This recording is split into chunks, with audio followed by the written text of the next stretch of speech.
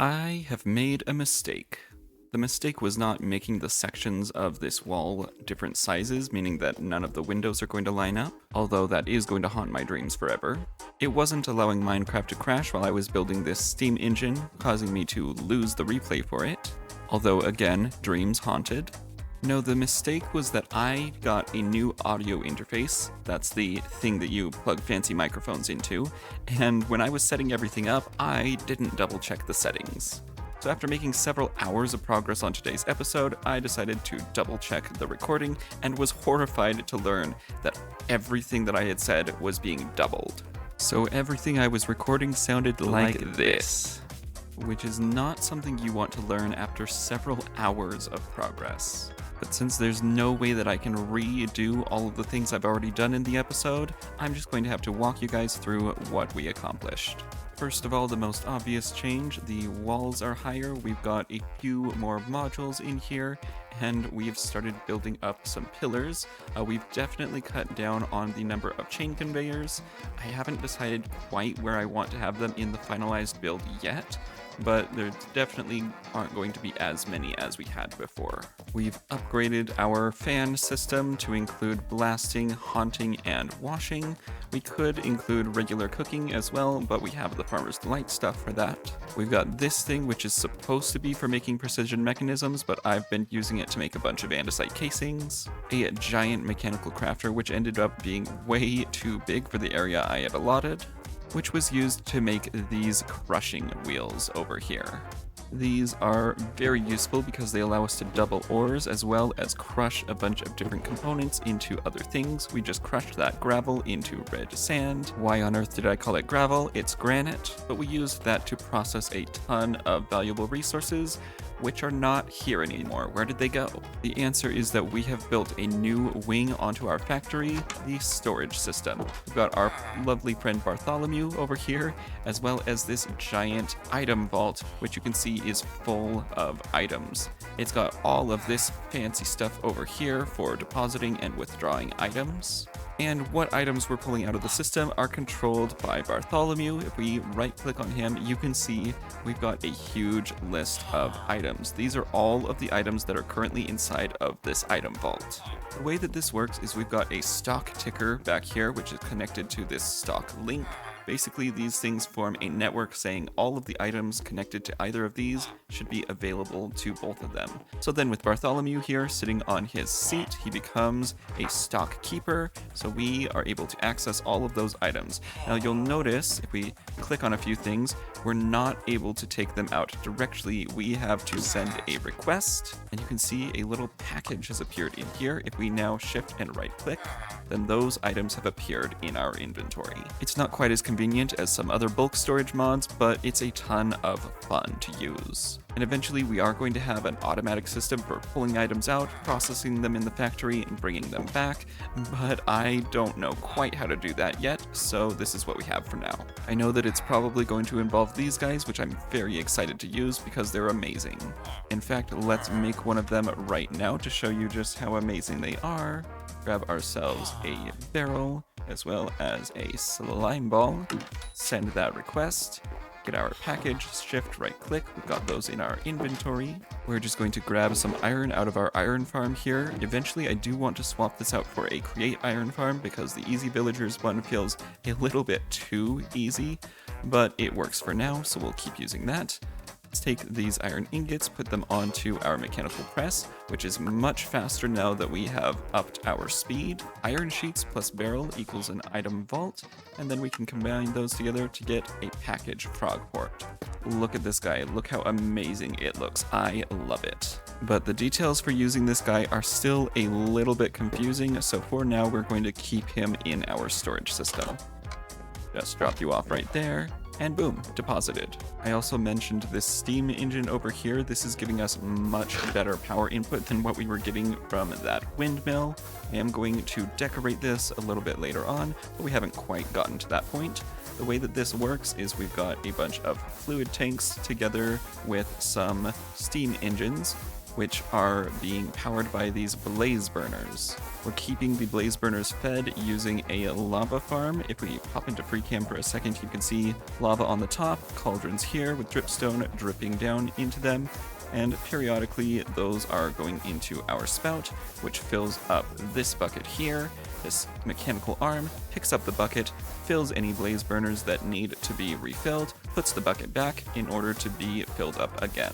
And that's pretty consistently giving us several tens of thousands of stress units, so that should go a long way. The final two pieces of our now lost episode go hand in hand. They start with this thing here. This is an elevator with a pretty rudimentary power source. I am going to clean this up later on once I've got the materials. But if we come inside of here, you can see we have a button here with 3 different options. There's the surface, where we are now. There's basement 1, stone, and basement 2, deep slate. So we can choose either of these, and you'll see that we are starting to move. There is a door to this elevator. For some reason, it's not rendering. I don't know if that's something to do with the current create version, but you can see, and we even get a little ding when we get to the correct floor. We've got all of these different tunnels here. If we come back in and hit deep slate instead, we will go down even further. The reason why I've split this into 2 levels is because there are some resources that we want in the stone layer and other resources that we want in the deep slate layer. And so being able to go back and forth between the two makes it much easier. The way that we've been digging out all of these shafts that you see around us is using the final addition that we made so far, which is our drill machine. Let's get this guy placed down so that you can take a look. We're going to place a couple of rails and then a minecart contraption.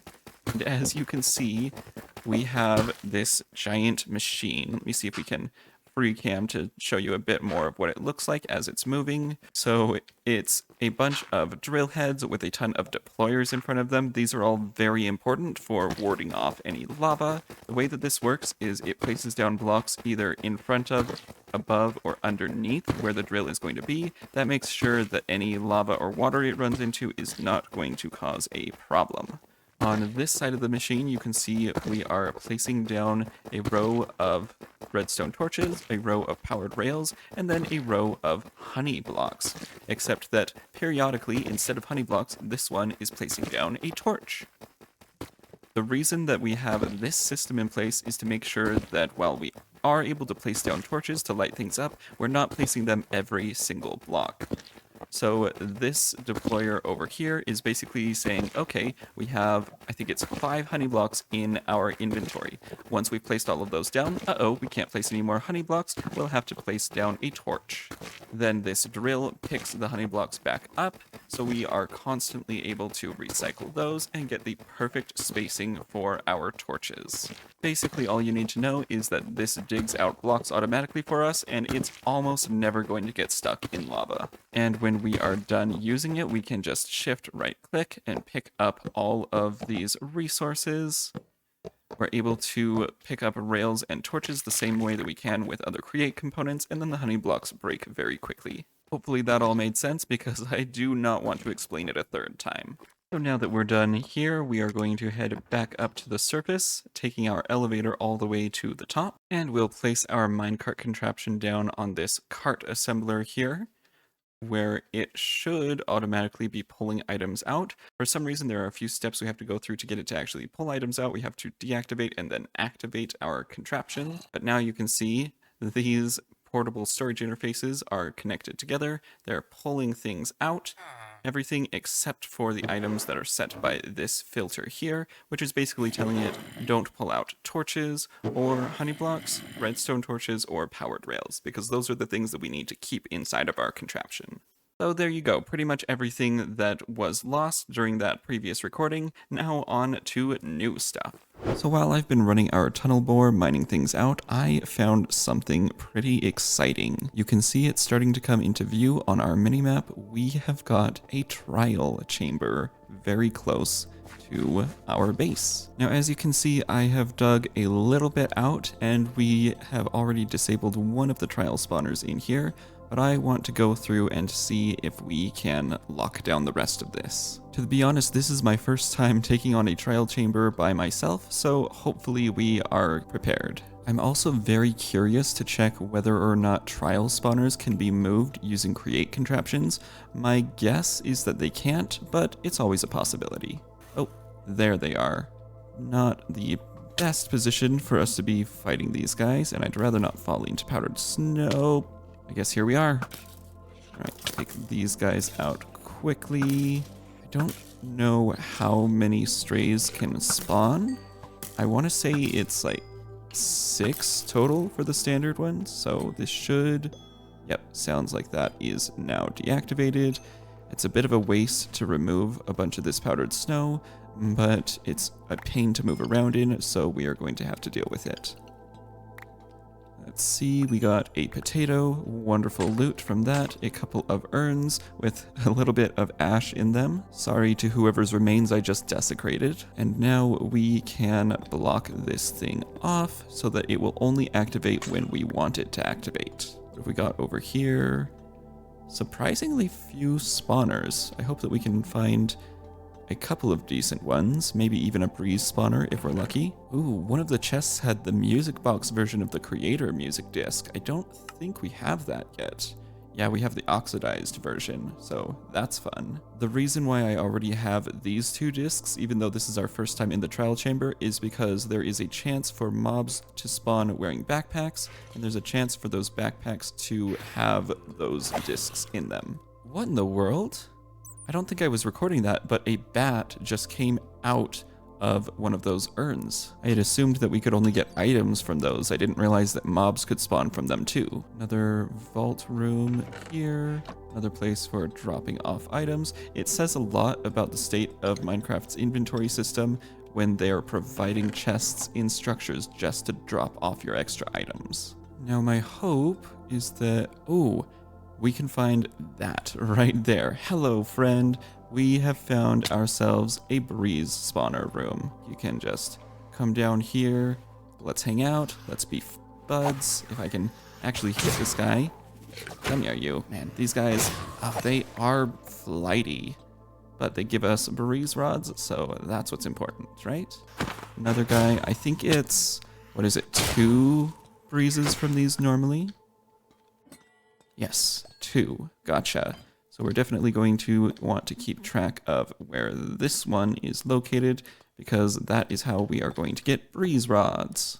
There we go. We'll keep a waypoint right there, and that will help us to navigate back to here later on. Now, while I do have some ominous bottles in reserve, I don't think that we're going to try the ominous trial quite yet, because even though we are fairly geared up, that's not something that I really feel ready for at the moment. What we are going to do eventually is come back and tear up all of this copper, the grates, the blocks, all of this. We are going to need so much copper in the future, and this is a huge supply of it. I wanted to make sure we got to do at least one more fun thing in this episode, because that is all the time we have. I know it was probably a little on the shorter side, but we had a lot of technical issues that I had to figure out, and we're on a bit of a deadline to get this out, so that's going to be it for now. But don't worry, I have some exciting ideas for what to do in the near future. Leave a like if you liked, subscribe if you haven't, and as always, be good to each other, be good to yourselves, and I will catch you on the airwaves. Stay tuned.